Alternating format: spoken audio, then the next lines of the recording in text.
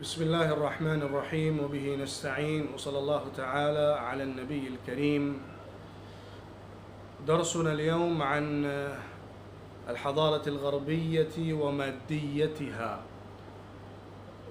لما بدأنا الباب الرابع عن العصر الأوروبي فقد درسنا وقرأنا أصل ونسل وحقيقة وسلالة الحضارة الأوروبية الجديدة، وقد اكتشف المصنف السلسلة المترابطة بالفلسفة اليونانية مع الفلسفة الأوروبية المادية الحديثة، وقد ذكرنا أو عبرنا على التاريخ كيف كانت الأوضاع في روما الوثنية، ثم في روما النصرانية، وقبل ذلك في العهد اليوناني من الديانة والاجتماع والأخلاق والمدنية. وقد اتضح لدينا الآن أن الفكرة اليونانية والفلسفة اليونانية هي منشأ ومبدأ الفكرة الغربية المعاصرة في باب السياسة، في باب العقيدة، في باب النفسية، وفي باب السياسة والاجتماع والعلم والأدب. فالنتيجة الحاصلة أن الغرب اليوم متجه إلى المادية، لا إلى النصرانية، لا إلى الديانة، لا إلى قيم خلقية، لا إلى قوانين إنسانية أو قوانين خلقية اجتماعية، بل أوروبا الحديثة متوغلة في المادية الفاحشة. فهناك ترى أن الغرب اليوم في جميع مجالات الحياة الفكرية النظرية إلى العملية التطبيقية متسربة فيها المادية المجردة، في العلم والأدب، في الثقافة والاجتماع، في المدنية والأخلاق، في العقيدة والنفسية، في السياسة والحكم. النظرية الحاكمة والفكرة المتسلطة هي الفكرة المادية. لا يرى إلى العلوم والفنون والصناعات والإنتاجات والنفسيات والعقليات، ولا تنشأ الأفكار والنظريات، ولا تترقى العلوم والصناعات، ولا تتقدم السياسات والحكم إلا على أساس مادي محض ونظر مادي مجرد. فالإنسان في أوروبا المعاصرة متأثرا بالحضارة الغربية المعاصرة التي تنتمي إلى الفكرة اليونانية والفكرة الرومية هو مادي. الرجل الجمهوري المعاصر هو رجل مادي، ولا يعللون الآثار والمظاهر الكونية إلا بطريق ميكانيكي بحت. كل الأشياء مربوطة بالأسباب، ولا يرون الدنيا والحقائق الكونية والآثار الفطرية والتقلبات الزمنية إلا مرتبطة بالعلل المعلومة الظاهرة المعللة المعروفة. وبذلك هؤلاء الناس الذين يتربون في حضن الحضارة الأوروبية يجحدون كل شيء سوى الحركة والمادة. فما وراء المادة وما وراء الحواس الخمس وما وراء الحركة الزمنية والحركة العصرية الفطرية الطبيعية غير موجود ومعدوم. يؤمنون بالعدم لكل ما يكون وراء الحس ووراء العلم، وراء الخبرة، وراء العقل المادي، حتى ترى أنهم يجحدون الإله، يجحدون الله، ويصيرون ملحدين عمليا. لكن أنتم تعلمون أن الماديين أو الأوروبيين هم لا ينكرون الله مطلقا، بل أنت تسمع كثيرا في كلماتهم God God God. في كثير من الكلمات يأتي لفظ God ويستعملون هذا اللفظ ولا حرج، لكن هذا الرب أو هذا الإله غير مؤثر على نفسيتهم، غير مؤثر على علومهم، غير مؤثر على عقليتهم ومنهج حياتهم. فإنهم لا يجحدون الله مطلقا، ولكن منهج التفكير الذي راجع عندهم، ومنهج التفكير الذي هو سائد في طبقاتهم العلمية والنظرية والعملية لم يكن إلا منهجا ماديا ينكر ما وراء الحس. فهذا النظر والبحث والتحقيق وهذه الفكرة الدينية لا تتوافقان، لا يجتمعان.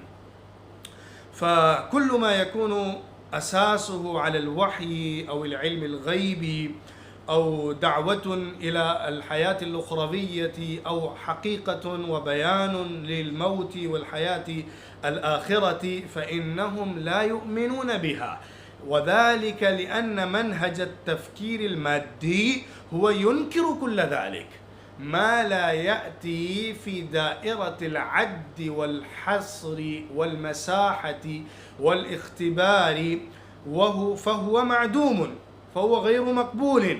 ما لا يصدقه الوزن والكمية والعد والمساحة فلا نقبله ولا نؤمن به.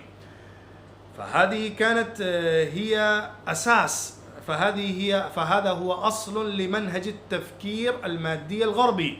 لكن أهل الغرب والغربيون الأوروبيون يريدون الجمع بين النظر المادي الجاحد لكل ما وراء الحس وبين التقاليد والطقوس الدينية المسيحية. كانوا يريدون أن يجمعوا بينهما وعاشوا معهما زمنا طويلا. كانوا يعتقدون بالفكرة العلمية النظرية المادية، ويعني يجحدون الدين ويجحدون الإله عمليا، لكن لفظا ونطقا وتقليدا كانوا يؤمنون بالآلهة ويؤمنون بالمسيح عليه السلام ويعتقدون فيه اعتقادات، ويقيمون الأعياد التقليدية والمناسبات الدينية، فيجمعون بينهما زمنا طويلا. لكن افتضحوا في الأخير وانكشفت المادية عن أصلها وكشرت أنيابها وظهرت حقيقتها وانكشفت عورتها، فبرزت المادية وانكشفت واتضحت وتبرأت من المسيحية تماما. وفي تعبير المصنف فهؤلاء الأوروبيون في الأخير طرحوا الحشمة ورموا برقع النفاق. إلى الآن كان عندهم نفاق لإظهار الجمع بين النظر المادي والتقاليد الدينية والتقاليد المسيحية، لكن في الأخير لم يستطيعوا أن يمشوا معا، أن يمشوا جمعا بين النظر المادي والتقاليد المسيحية العملية، فأنكروا المسيحية، أنكروا الديانة وصاروا ملحدين علنا. وجمعية كبيرة من الملحدين في أوروبا تراها سائدة في مجال العلم والسياسة والحكم. جنود المادية ودعاتها، هذه المادية التي افتضحت والتي انكشفت كانت لها جنود وكانت لها قوى تحركها وتجندها وتقويها وتكبرها وتجرف سفينتها. كم من العلماء الماديين، كم من الفلاسفة والمفكرين الأوروبيين الذين يؤمنون بالمادية وينكرون الديانة، ويبنون الصرح الاجتماعي والسياسي والعملي والأخلاقي والمدنية على أساس مادي محض، وهذا الأساس هو أساس على شفا جرف هار فانهار. هناك رجل معروف ميكيافيلي وميكيافيل، والرجل الفرنسي الذي جاء بنظرية ملحدة، نظرية مخربة للأخلاق، نظرية ظالمة غاشمة بهيمية وحشية ضرابية، النظرية التي تبرر الوسائل للغايات، تبرر الوسائل للغايات. وهذه النظرية الميكيافيلية والميكيافيلية تفصل الدين عن السياسة،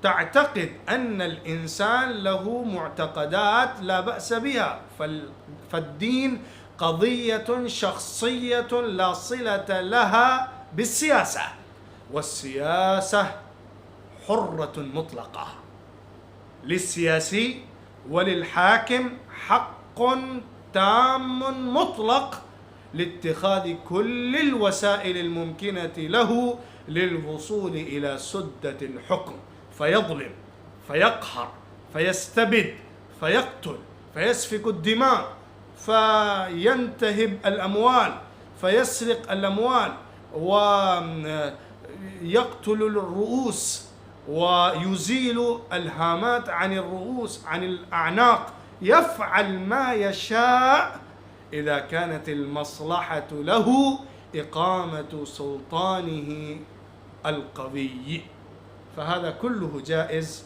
له. وهذه الفلسفة الميكيافيلية تعتقد وترى أن المتدينين الصالحين هم وبال على الدولة، إذا كثر الصالحون، إذا كثر العلماء، إذا كثر الزهاد، النساك، العباد، المتدينون، فلا تبقى المدنية سالمة صحيحة، فهم عائقون ضد السياسة وضد الحكومة. وهذه الفلسفة تقول إن السياسيين الملوك والأمراء يجب عليهم أن يتخلقوا بأخلاق الثعالب، وأنتم تعرفون طبيعة الثعلب وفطرة الثعالب، كيف تكون الخديعة والمكر والغش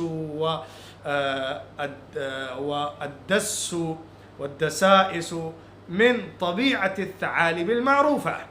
فهذه الفلسفة تقول يجب على الحكام أن يكونوا مثل الثعالب، يحتالون حيلا ويمكرون مكرا ويأخذون ما يشاءون من أموال الناس بالخديعة والنهب والسلب. وهذه الفكرة تقول، لم يقل المصنف لكن أنا أخبركم إنه يقول ميكيافيل يقول إذا أنت تريد أن تكون حاكما فعليك أن تستبد بالمملكة، فعليك أن تسيطر على الحكومة والشعب وتظلم ما تشاء بقدر ما يمكن، افعل ما شئت.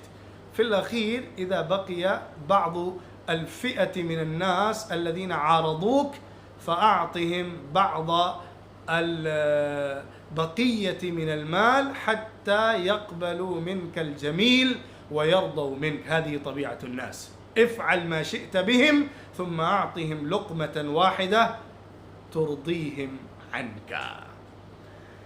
فهذه الفكرة إذا ظهرت وترسخت في أوروبا فالجنود المجندة من الأدباء والمؤلفين، من المفكرين وأصحاب النظر والعلم، ومن أصحاب البراعة والذكاء، ومن العلماء والأخلاقيين، ومن الاجتماعيين وأصحاب الفلسفات النظري والعملي، كلهم تجندوا، تسلحوا للدفاع عن المادية، ولجر سفينة الحضارة والمدنية الأوروبية إلى حضيض المادية ومستنقع المادية.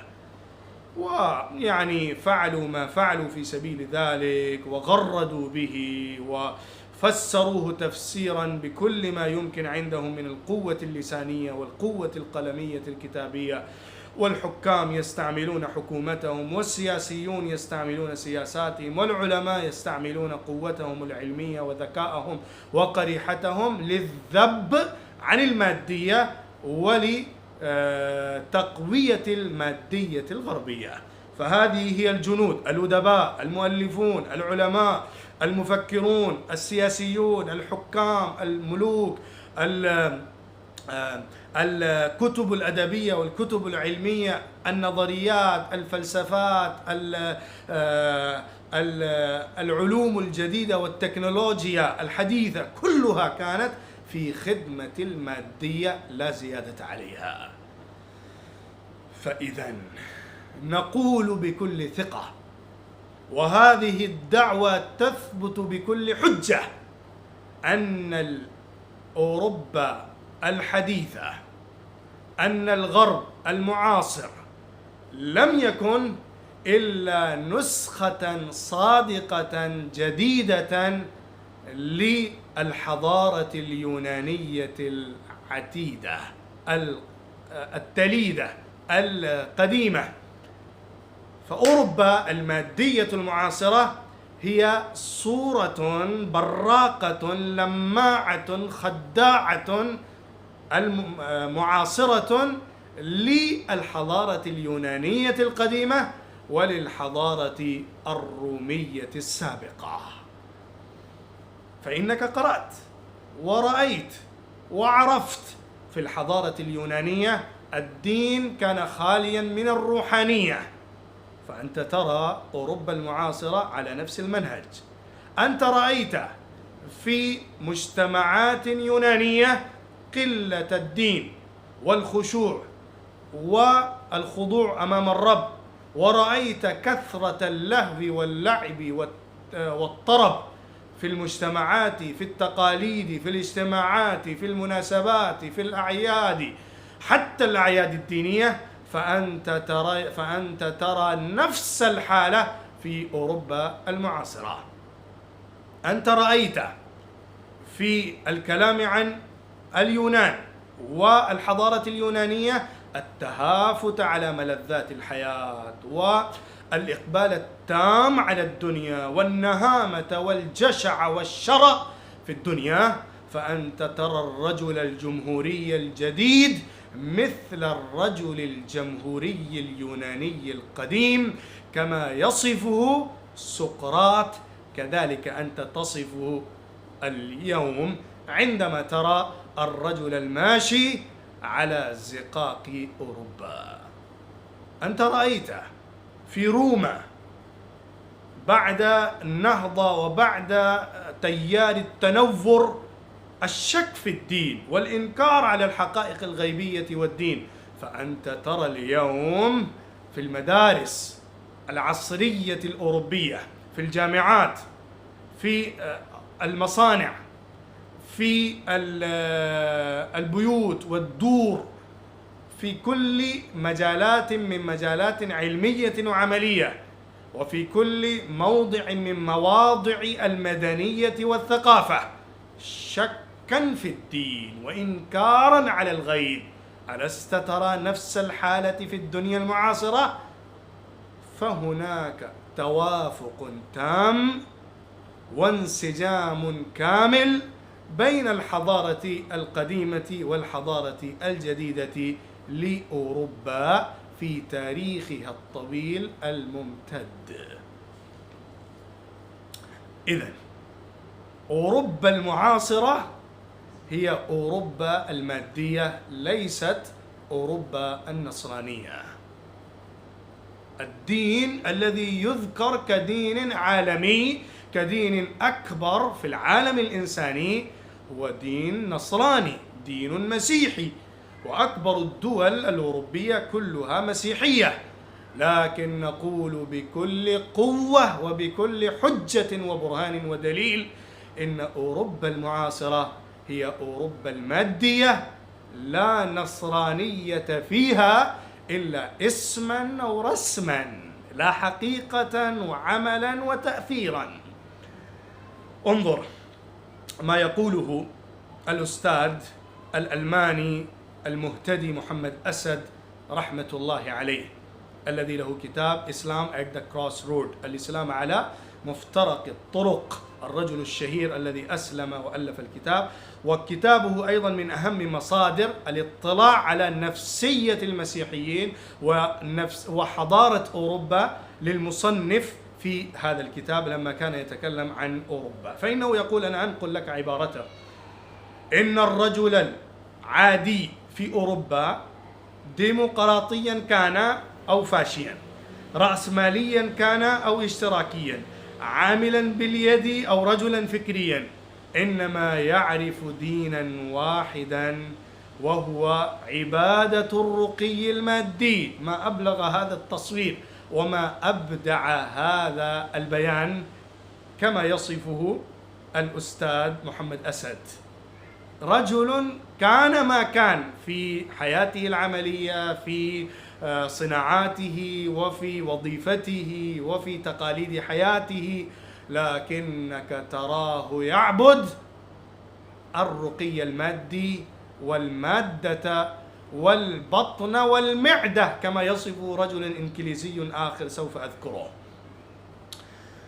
فكنائس هذا الدين، تعبير بليغ جدا من محمد أسد، كنائس هذا الدين الجديد في أوروبا، الدين المسيحي لا، ليس الدين المسيحي، الدين المادي الجديد، كنائس هذا الدين دور السينما ودور الرقص والمختبرات الكيميائية والمصانع الإنتاجية، مراكز توليد الكهرباء، هذه المظاهر المادية الصناعية والتكنولوجية الحديثة هي كنائس هذا الدين، لأن هذه الأماكن تعبد، وهذه الأماكن يعبد فيها العاملون، يعبدون للمادة وللمعدة، يعبدون للبطن، ويخشعون ويخضعون ويخبتون أمام القوة المادية، أمام السلطان المادي المستبد في كل شرايين الحياة العملية الأوروبية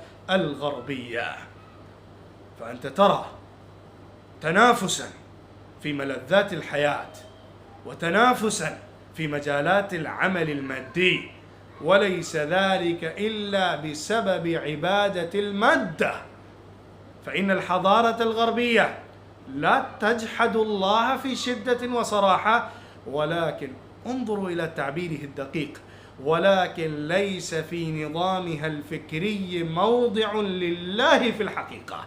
أنت تسمع من القوات، من الرؤساء، من العاملين، من الكتاب، من المفكرين لفظ God، يستعملون God's will، God wants that، يستعملون لفظ God واللورد، لا يجحدون الإله مطلقا.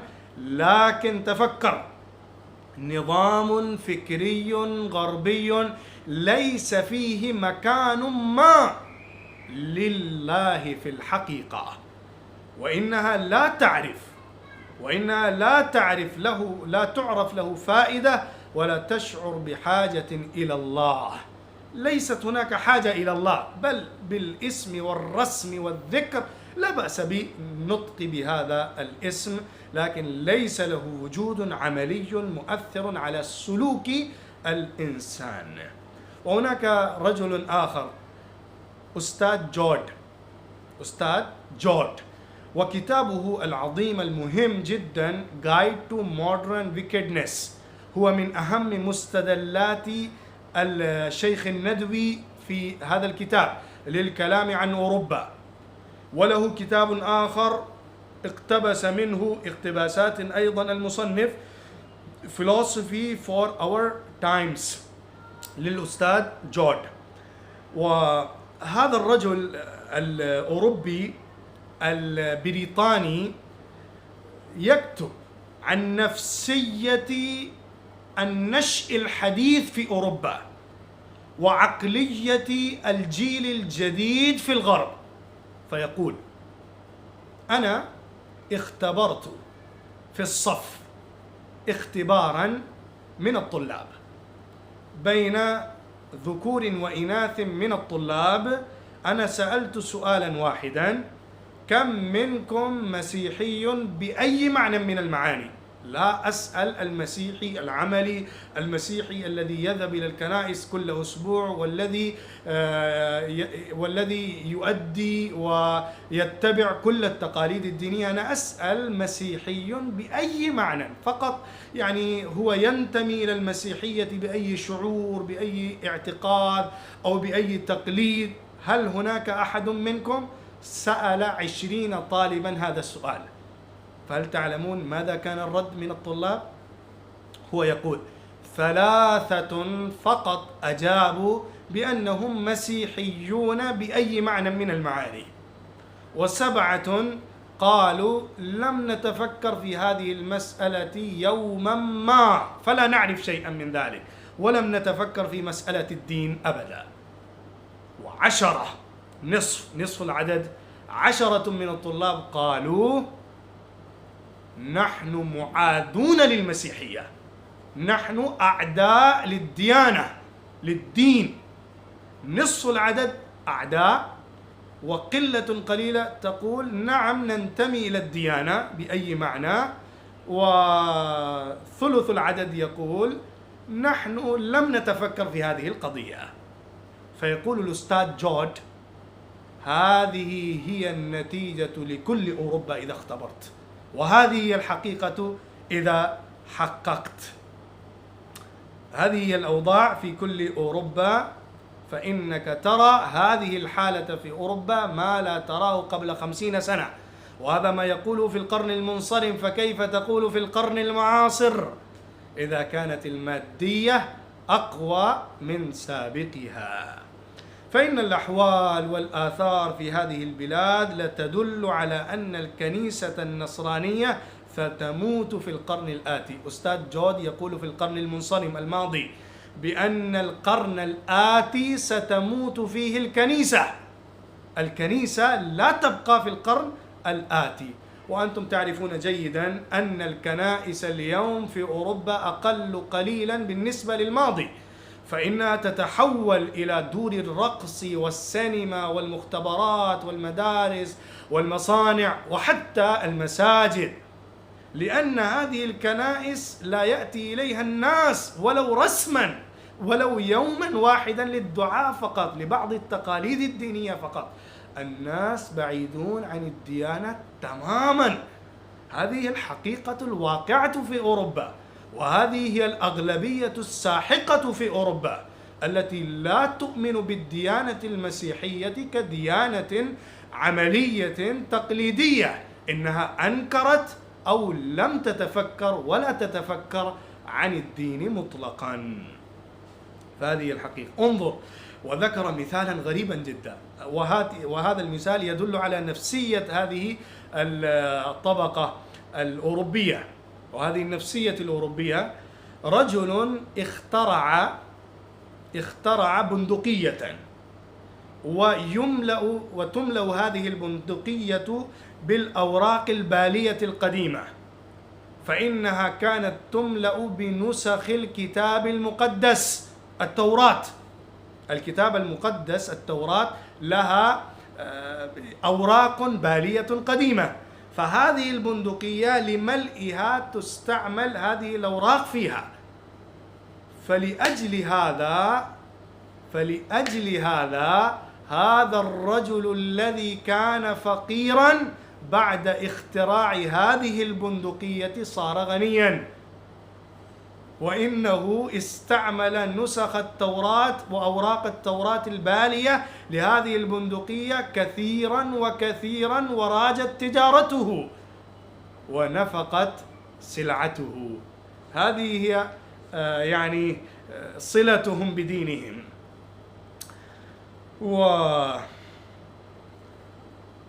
هناك الحقيقة الأستاذ جورج، حقيقة ثانية، وهي أيضا حقيقة كبرى، بأن عاطفة الشره والتملك والجشع والنهامة وحب المال والتهافت على الدنيا قضية راسخة في أوروبا المعاصرة.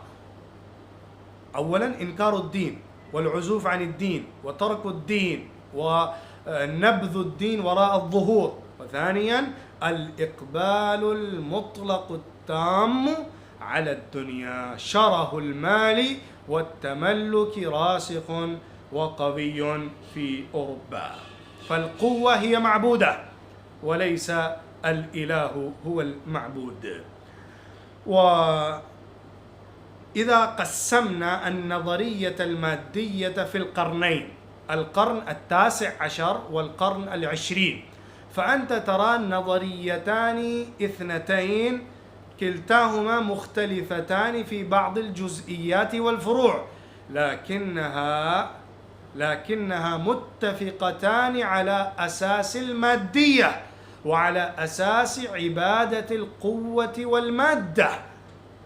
فأنت ترى في القرن 19 نظرية عدم التدخل الاقتصادي، يعني الاقتصاد والماليات والسياسات ليس لأحد حق في التدخل فيها من باب الدين أو من باب أخلاق وقوانين دينية. ليس لأحد حق في التدخل، ليس لأحد حق للتدخل في مجالات الاقتصاد. ثم في القرن الآتي، في القرن 20، يعني القرن المنصرم، كان هناك نظرية التنظيم الاقتصادي، ليس التدخل في الاقتصاد، بل يجب أن يكون هناك تنظيم اقتصادي قوي. وهذه النظرية التي تنتمي إلى كارل ماركس، نظرية ماركسية اقتصادية، وهي النظرية السائدة الفاشية القوية في القرن الماضي. كلتا النظريتين تتفقتان على عبادة المال وعبادة المادة. ويقول أستاذ جورج كلمة مهمة جدا: إن نظرية الحياة التي تسود على هذا العصر وتحكم عليه، يعني هذا العصر، والنظرية الحاكمة على هذا العصر هي النظر في كل مسألة وشأن من ناحية المعدة والجيب، من ناحية المعدة والجيب. انظر إلى الجيب وانظر إلى المعدة، المال والأكل. كل إنسان ينظر إلى كل الدنيا من هذه النظرية والفكرة.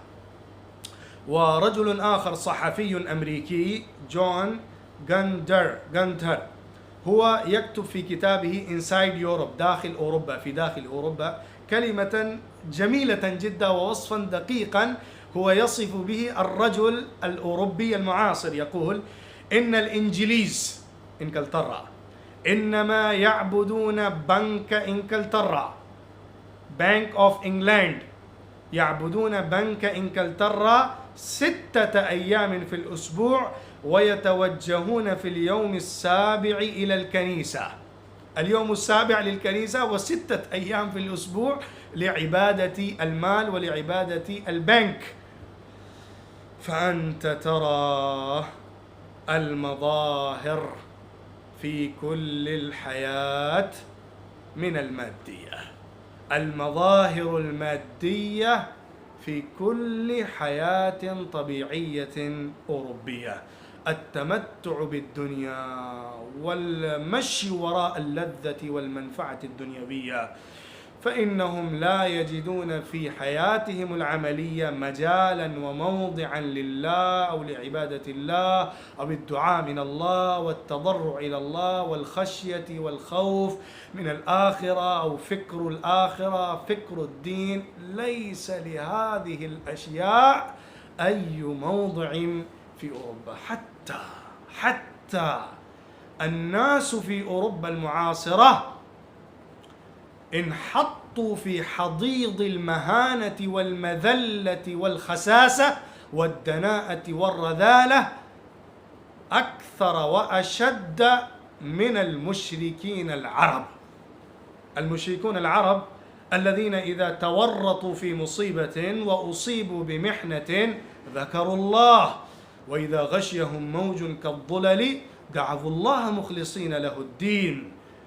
لكنك ترى الرجل الأوروبي المعاصر، والمراد بالرجل الأوروبي المتقلد لحضارة أوروبا، ليس كل واحد يعيش في أوروبا هو هكذا، بل الرجل المتبع لفلسفة وفكرة أوروبا المادية، فإنك تراه لا يخاف الله حتى في أصعب الأوقات وحتى في أشد الكوارث والنوازل في الحياة.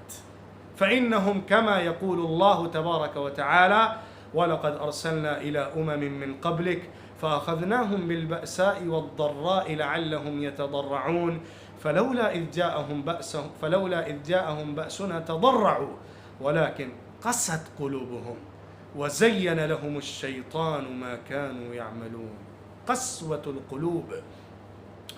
ولقد أخذناهم بالعذاب فما استكانوا لربهم وما يتضرعون. لا يخافون الله، ماتت القلوب، قستت الأفئدة، لا يتفكرون عن الله شيئا ما. فإنك ترى الرجال السياسيين والزعماء القادة في أوروبا والوزراء، لا ترى في خطباتهم، لا ترى في كلماتهم، لا ترى في أخبارهم، في أعمالهم وفي حركاتهم ومواقفهم أي لمسة من رقة القلب بالدين أو خشوع لله. في أدهى ساعات الحرب لا ترى، وفي الشعب وفي الاجتماع لا ترى، في الأعياد وفي الأفراح وفي المآتم أي جانب من جانب الخشوع لله والبكاء لله والخوف من الله أو لله. لا ترى هذا في أي حال من الأحوال، لا في الخوف ولا في الحرب ولا في الفرح والسرور وفي الحضور، في أي حال من الأحوال لا ترى ذلك.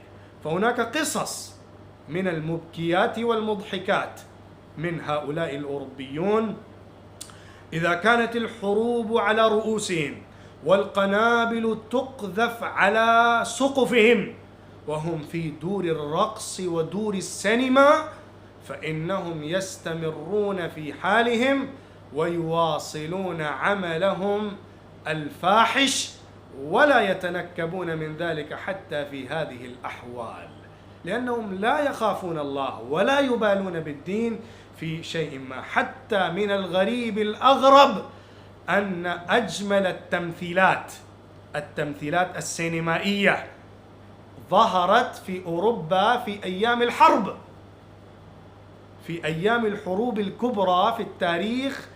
ظهرت أجمل وأحسن وأشهر التمثيلات والمسارح، المسرحيات التمثيلية.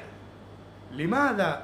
الحقيقة أنا أقول لكم صراحة هنا، الإنسان يحب التسلية، يحب ترفيه النفس، يحب تخفيف الألم والثقل من نفسه ومن عقله وذهنه ببعض المسليات وببعض الملاهي وببعض الترفيهات.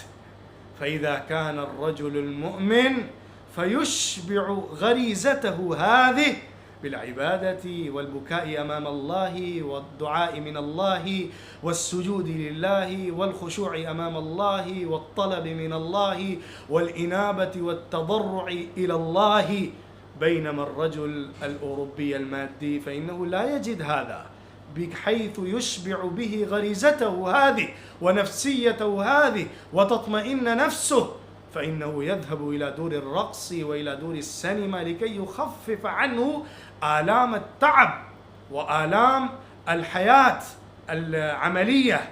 لذلك في أيام الحروب أيضا ترى إقبالهم التام الكامل على الملاهي والملذات وعلى المراقص والفواحش والمنكرات. فإنك ترى نفس الحالة في الحضارة اليونانية كما قرأنا كما درسنا في أحسن الأوقات، في التقلبات، في الحروب والاشتباكات، كانوا في اللهو واللعب والترف والبذخ والجشع والنهامة والالتهام الحياة الدنيوية والإقبال على ملذات وزخارف الحياة وحطام الدنيا. كذلك ترى نفس الحال في أوروبا المعاصرة. وهناك قصص تدل على هذه النفسية وعلى هذه الحالة. قلة الاحتفال بالدين، ومن أسباب الترفيه والتسلية الأخذ بالملاهي والملذات للتخفيف عن الآلام حتى في أشد الأوقات. بينما ترى في ديننا الإسلامي كيف كانت حالة النبي صلى الله عليه وسلم إذا حزبه أمر فزع إلى الصلاة. النبي صلى الله عليه وسلم يسرع إلى الصلاة ويبدأ الصلاة إذا كانت مشاكل، إذا كانت الأحوال صعبة. ففي أوروبا المعاصرة لا ترى هذه الحالة، لأن البعد عن الدين كلي تماما موجود في كل المجالات الحيوية. فهذه هي الحالة الأوروبية، وهذا هو شعار الحضارة الغربية إذا صح التعبير. شعار الحضارة الغربية من القديم، من قدم التاريخ، من عهد يوناني إلى رومي إلى أوروبي غربي معاصر، شعارها الوحيد الإقبال إلى المادية من جديد. في كل حالة من الأحوال الإقبال إلى المادية والرسوخ في المادية. لا عبادة إلا للقوة، ولا سجود إلا للمادة، ولا جهد إلا للمعدة والجيب والمادة. الغايات المادية للحركات الروحية العلمية. إذا أنت ترى بعض الحركات الروحية، بعض الجهود الروحية التي تسمى روحية، يعني بعض الكلام عن الآلهة، بعض الكلام عن الغيب، عما وراء الحس، عما وراء الشعور، عن عدم إدراك الإنسان، إذا كانت هذه بعض الحركات موجودة في أوروبا فإنها أيضا للتسلية والترفيه، وإنها أيضا لترويح النفس والتلهي، لكي ينكشف عليهم بعض الأخبار عن الأسرار. فلذلك إذا رأيت بعض الكهان، بعض النجوميين في أوروبا الذين يخبرون عما وراء إدراك الإنسان العادي، فإنه أيضا ليس لأجل الإيمان بالله ولأجل الإيمان بالغيب، بل لأجل ترفيح النفس وترويح النفس والتلهي ومعرفة بعض الحقائق من وراء الستور، من وراء الإدراك الإنساني، ولأجل التحدث إلى أرواح الموتى. فإنك تسمع اليوم كثيرا عن aliens، وأنت تسمع كثيرا كيف يمكن التكلم مع الأموات. إذا مات أحد فهل يمكن الكلام معه، أو يمكن التحدث إليه بأي وجه من الوجوه، أو يمكن الاتصال به بالهاتف أو بأي لاسلكي، هل يمكن أم لا؟ هذه الأبحاث التي تجري في أوروبا والتي يجتهد لها المجتهدون ويختبر لأجلها المختبرون ويكتشف عن بعض حقائقها المكتشفون، فليست هي لمعرفة الإله أو لمعرفة الحياة الأخروية أو للإيمان بما وراء الحس، بل كل ذلك لأجل الترفيه والتسلية والترويح والتلهي فقط.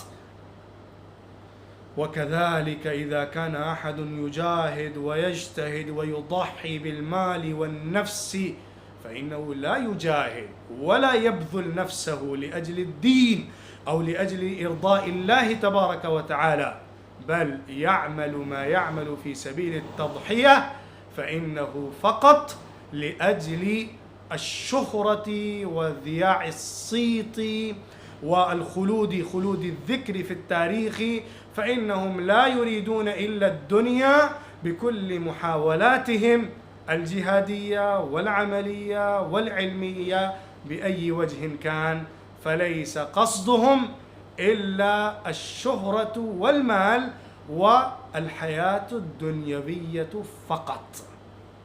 قل هل ننبئكم بالأخسرين أعمالا الذين ضل سعيهم في الحياة الدنيا وهم يحسبون أنهم يحسنون صنعا أولئك الذين كفروا بآيات ربهم ولقائه فحبطت أعمالهم فلا نقيم لهم يوم القيامة وزنا. أعمال كثيرة موجودة لكن لا قيمة لها ولا وزن لها عند الله تبارك وتعالى، فالقبول عند الله مبني على الإخلاص وطلب رضا الله سبحانه وتعالى في الجهاد، في العبادات، في الحياة كلها. ثم يستعمل المصنف تعبيرا غريبا جدا في هذا المقام: التصوف المادي الغربي ووحدة الوجود الاقتصادية. التصوف المادي الغربي، لفظ التصوف هو الفناء في الله، التصوف هو الفناء في عبادة والفناء في رضا الرب. فهناك أيضا تصوف موجود في أوروبا، وهذا التصوف هو التصوف المادي، يعني الفناء في المادة، الفناء في عبادة القوة. وهناك نظرية وحدة الوجود التي كانت رائجة في الفلسفة الكلامية الإسلامية. وحدة الوجود، كل شيء لا وجود له إلا وجود الله، ليس هناك أي شيء له وجود إلا وجود الرب. فهناك أيضا نظرية وحدة الوجود موجودة في أوروبا، لكن هذه النظرية نظرية وحدة الوجود الاقتصادية. ليس هناك أي وجود لأي شيء، لأي فكر، لأي فلسفة، لأي معتقد إلا فلسفة المال والاقتصاد، فيؤخذ المال والاقتصاد بكل قوة بكل نهامة، وهذا هو الأثر العميق في كل حضارة أوروبا.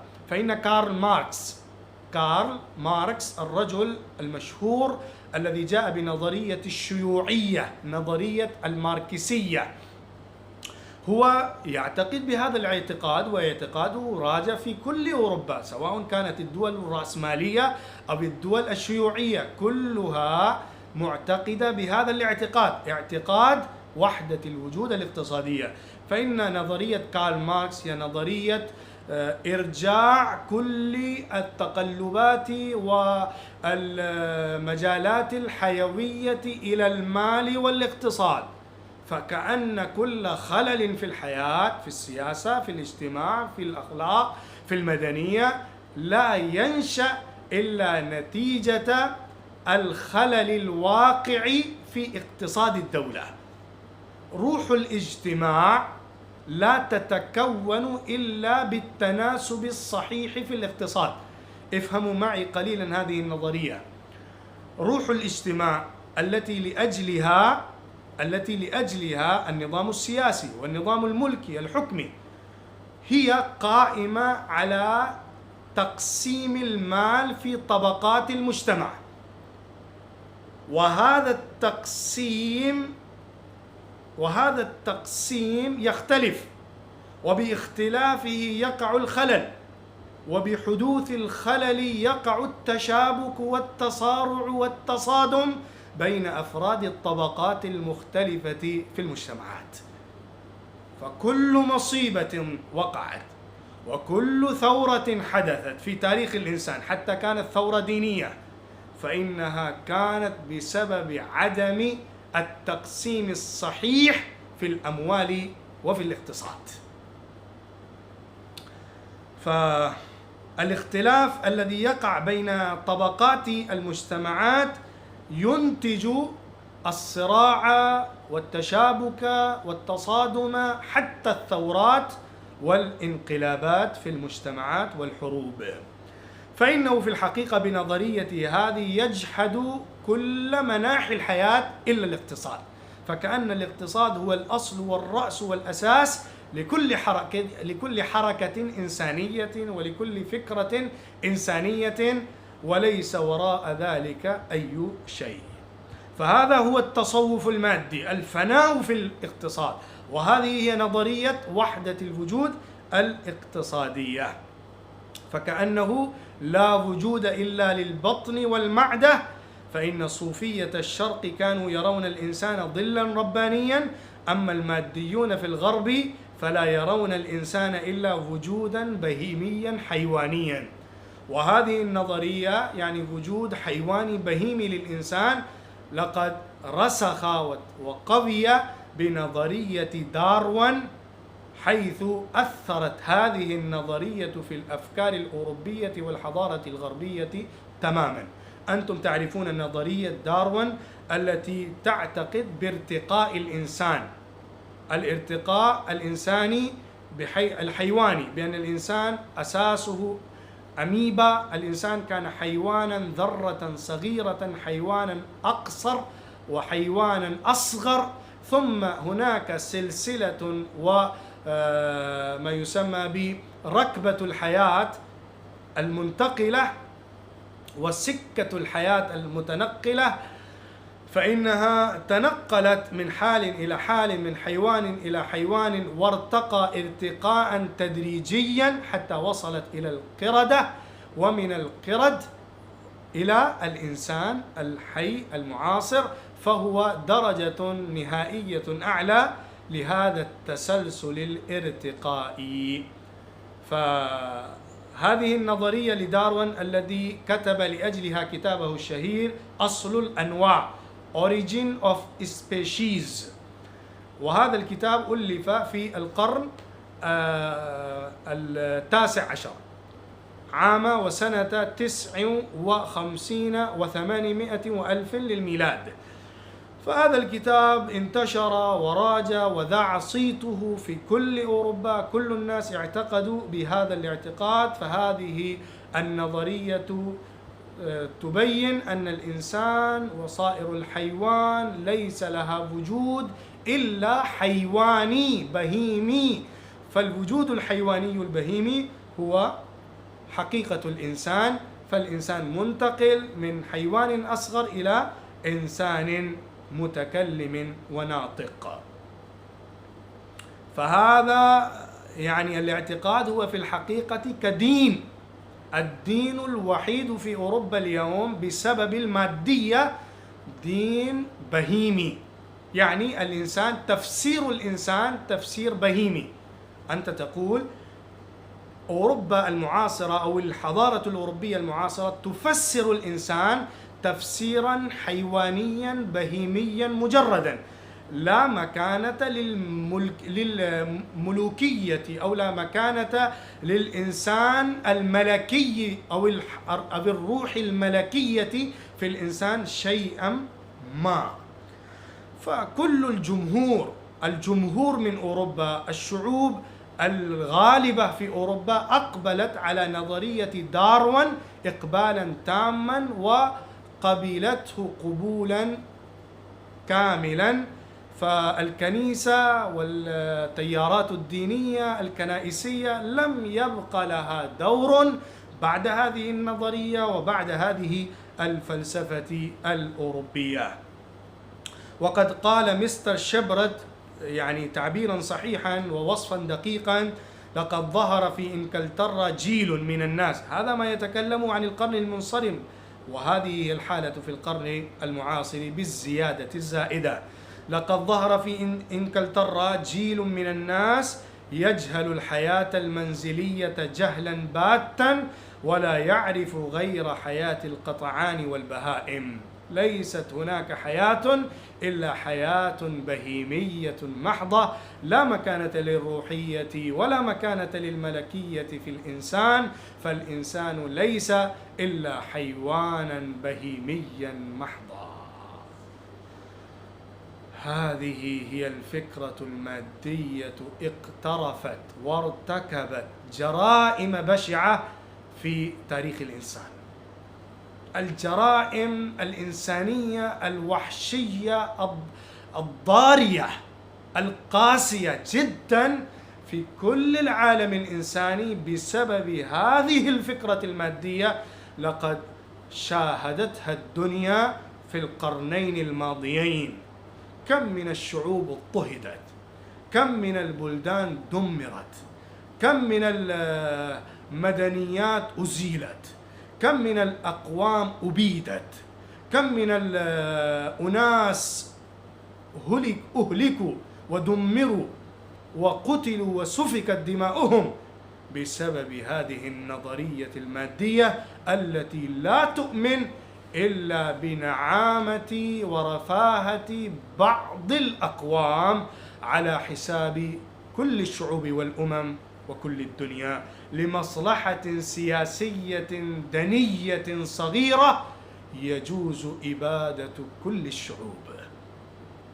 فذكر المصنف بعض القصص وهي ليست إلا فقط لافتة للإشارة إلى تاريخ بشع مجرم كريه بغيض لأوروبا المعاصرة الظالمة. في الهند لما جاءت الإنجليز وتسلطت فإنها أتت بالمجاعة المزورة، المجاعة الكاذبة المزورة. كانت هناك حبوب موجودة، الأنهار موجودة، وهناك الأنهار الجارية، البحار موجودة، والأمطار أيضا غزيرة. مع ذلك كانت المجاعة في بنغال، المجاعة الشديدة هلك بسببها الآلاف من الناس، وفسدت الحبوب في مواضعها، في بيوت الحبوب، في أمكنة الحبوب، احتكرت الحبوب ولم تعطى للزراع وللفلاحين، والناس لم يستطيعوا أن يأكلوا الطعام غير أن الطعام كان موجودا. فهذه كانت مجاعة مزورة لكي يزال الحكم القوي من الناس وتكون الحكومة من جديد بقوة لهذا الجندي الغربي المتسلط المستبد. هذا وقع في الهند. وأنا أذكر لك، خذ مثالا للعراق، خذ مثالا لأفغانستان، خذ مثالا لسوريا المعاصرة، خذ مثالا لليمن، خذ مثالا لكل الشرق الأوسط اليوم. إلى أين وصلت هذه الدول؟ هل بسبب الأوضاع الطبيعية؟ هل بسبب الحوادث الفطرية؟ هل بسبب الاشتباكات الناشئة بالطبيعة؟ كلا ثم كلا ثم كلا، إن وراء ذلك أطماع غربية دنية خبيثة، وأطماع أذناب الغرب من بني جلدتنا من العرب والعجم، من المسلمين والحكام والسلاطين الظالمين الغاشمين الظلمة الفجرة الطغاة البغاة. فهؤلاء الذين يأتون بأنواع من التعذيب وبأنواع من الظلم البشع الكريه البغيض للناس الأبرياء، للأطفال، للنساء، ويجعلون الشباب تحت الأرض، ويجعلون النساء ثكالى، ويشيبون الشيوخ والشبان. لا يفعلون كل ذلك إلا لغرض مادي صغير، إلا لمصلحة سياسية بخسة دنية رذيلة. فإنهم يبيدون كل الشعوب، يبيدون كل الأقوام، يسقطون السقوف على الشعب، على العباد والسكان، ولا يخافون في ذلك أي مخافة، ولا يجدون في ذلك أي كراهة. كل هذه الجنايات، كل هذه الجرائم بسبب النظرية المادية وعبادة المادة والقوة في هذه الحضارة البغيضة الكريهة. وكذلك قصة إسرائيل، قصة واشنطن، قصة أمريكا، والمكر والخديعة لإقامة دولة إسرائيل لها قصة طويلة. كل يوم من أيام دولة إسرائيل قصة الظلم والاستبداد والاستعمار والبشاعة والكراهة والنذالة والشناعة من أخلاق الإنسان. فخذ أمثلة كثيرة وكثيرة من الشرق إلى الغرب لترى هذه الجنايات وهذه الجرائم بسبب هذه النفسية الماكرة وهذه العقلية الخبيثة الماقتة. فهذه هي خلاصة أوروبا المادية. فأوروبا اليوم بحضارتها وثقافتها ومدنيتها وعلومها وآدابها وفلسفتها مادية المنشأ ومادية الموقع في التاريخ وفي الواقع. بارك الله فيكم وجزاكم الله خيرا. لقد أكملنا الفصل الأول من الباب الرابع بحمد الله.